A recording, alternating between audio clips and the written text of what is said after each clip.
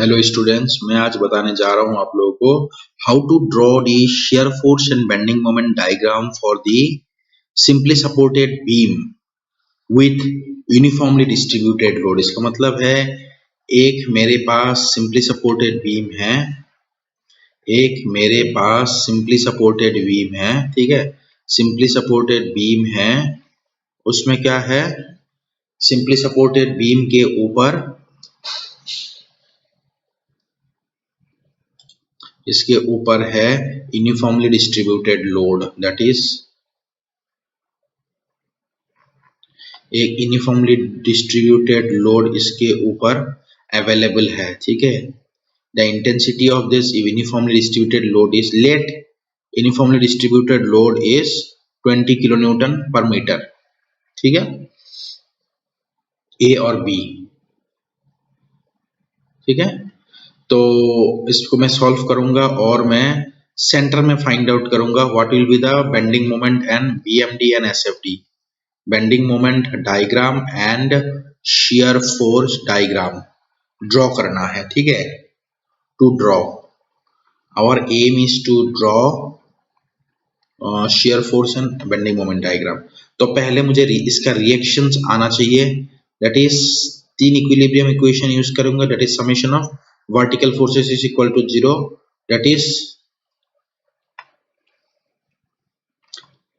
मुझे लिखना है R A plus R B is equal to, देखिए 20 किलो न्यूटन पर मीटर इसका क्या है, 20 किलो न्यूटन पर मीटर इसका इंटेंसिटी, मतलब 1 मीटर में अगर पर मीटर को देखा जाए तो 1 मीटर में 20 किलो न्यूटन है, तो 4 मीटर में कितना होगा, 4 into 20 total load which is equal to the 80 kilo newton हो गया टोटल लोड। नेक्स्ट में क्या करूंगा, समेशन ऑफ मोमेंट या तो ए पॉइंट में या तो बी पॉइंट पे फाइंड आउट करूंगा मोमेंट। बाकी जो थर्ड इक्विलिब्रियम इक्वेशन है summation of horizontal forces is equal to 0, इसका कोई मतलब नहीं है, क्यों, क्योंकि वो यहाँ पे कोई हॉरिजॉन्टल फोर्सेस नहीं है। तो मैं इसको कैसे करूंगा, देखिए आप लोगों को किसी को भी अगर ज्यादा दिक्कत आ रही है तो आप लोगों को क्या करना है, जो सिंपली सपोर्टेड बीम है उसी को हमें क्या करना है, उसी को हमें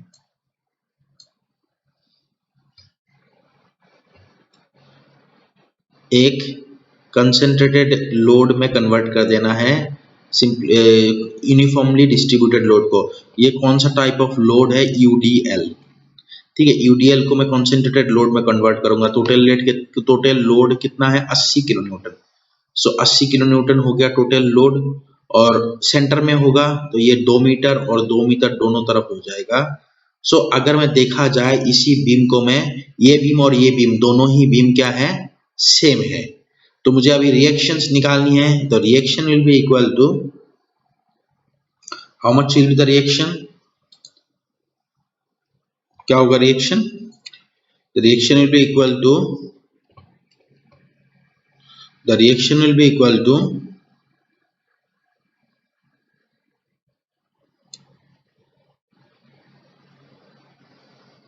summation of moment at A.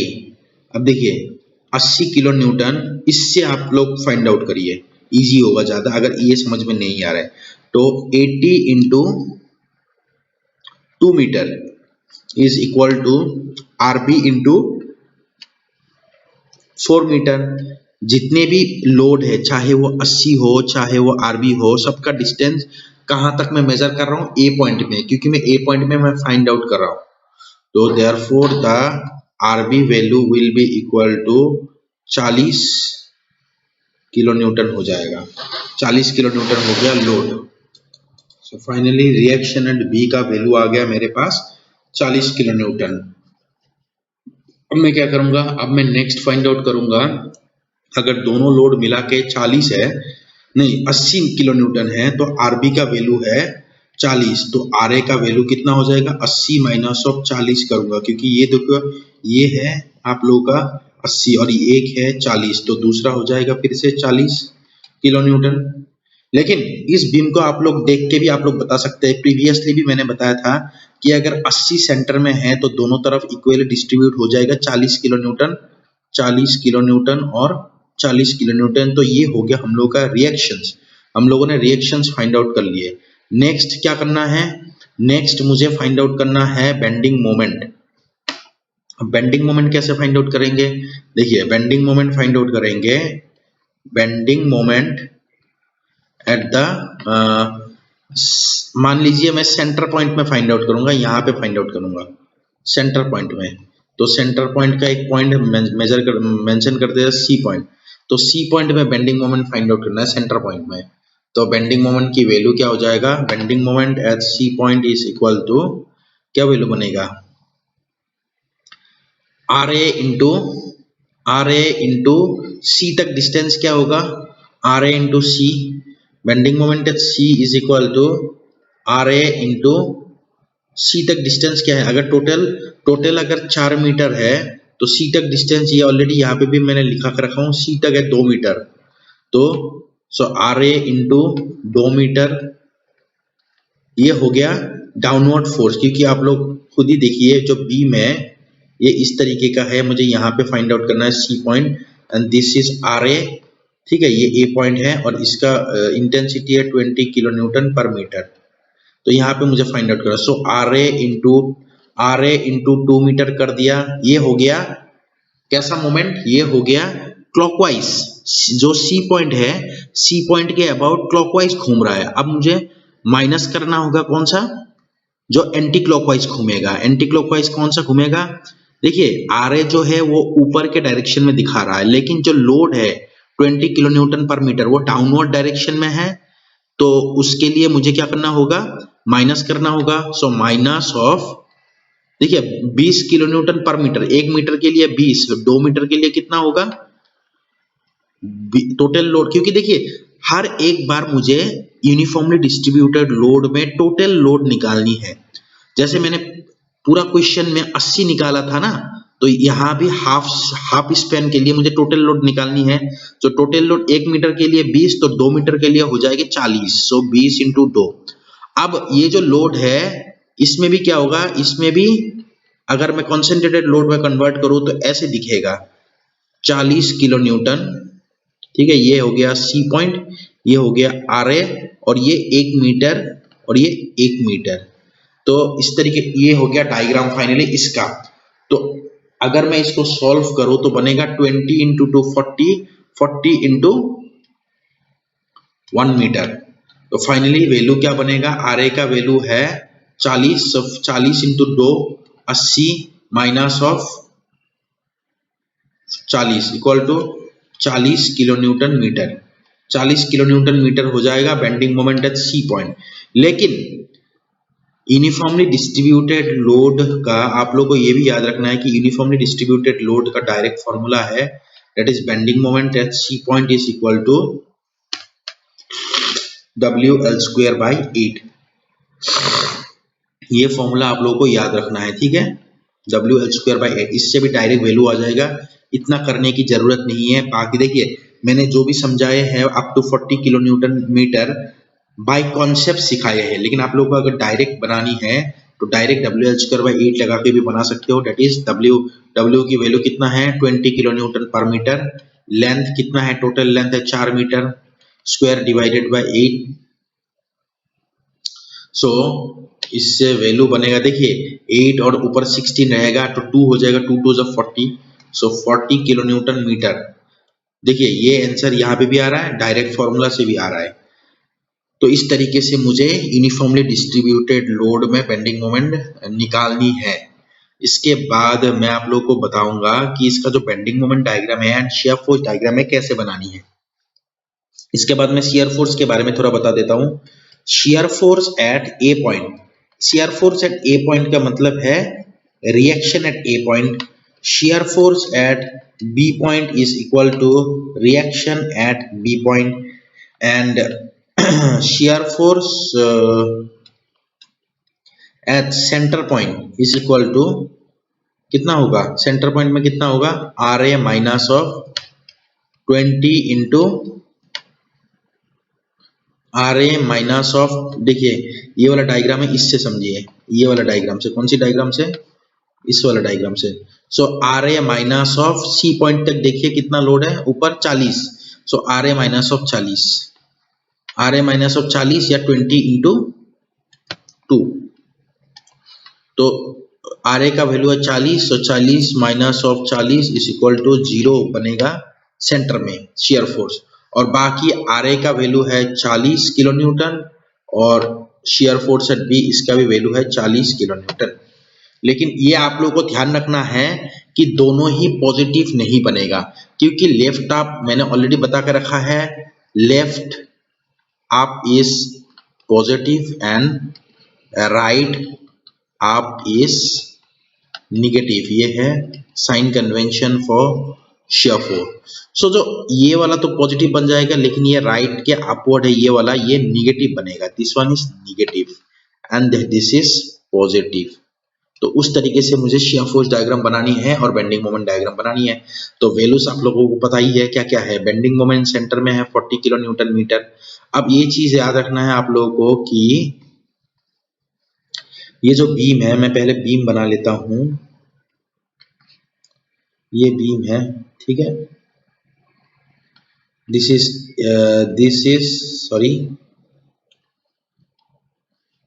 This is A point and this is B point,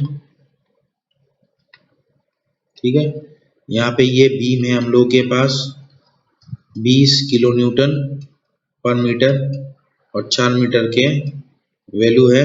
तो मैं अब बनाऊंगा, पहला चीज तो मैं बनाऊंगा द बेंडिंग मोमेंट डायग्राम।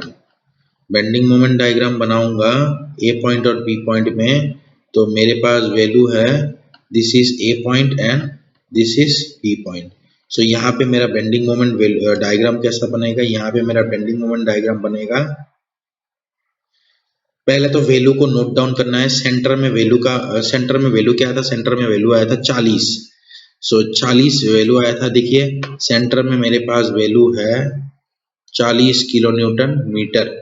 तो 40 किलो न्यूटन मीटर जो है ये सेंटर में बनाऊंगा। लेकिन आप लोग इसका फॉर्मूला भी देख सकते हो, मैंने फॉर्मूला अभी लिखा था, दिस फॉर्मूला में देखिए स्क्वायर वैल्यू है। स्क्वायर का मतलब है इसका जो बेंडिंग मोमेंट डायग्राम बनेगा वो पैराबोलिक बनेगा।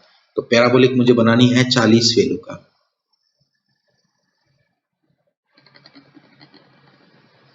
ठीक है। ये है सेंटर में, इसका जो वैल्यू होगा 40 और ये पॉजिटिव है। So this is the bending moment diagram for the uniformly distributed load, ठीक है। यूनिफॉर्मली डिस्ट्रीब्यूटेड लोड का बेंडिंग मोमेंट डायग्राम। इसके बाद मैं नेक्स्ट बताऊंगा आप लोगों को शेयर फोर्स डायग्राम। इसका जो शेयर फोर्स डायग्राम वो कैसा बनेगा, इसका शेयर फोर्स डायग्राम जो है वो बनेगा, पहले तो मैं लाइन बना लेता हूं। लाइन बना लिया मैंने, ठीक है। लाइन बनने के बाद इसका शेयर फोर्स डायग्राम बनाऊंगा मैं। देखिए एक तरफ है, एक तरफ है +40, दूसरा तरफ है -40 और सेंटर में होगा 0। तो इसका जो शेयर फोर्स डायग्राम है आप लोग को याद रखना है, ये हो गया +40, ये हो जाएगा -40 और सेंटर में हो जाएगा 0। इस तरीके से ज्वाइन करना है, ठीक है। सेंटर में 0 हो गया, +40 हो गया, -40 हो गया, ठीक है। +40 -40 और सेंटर में 0 वैल्यू हो गया।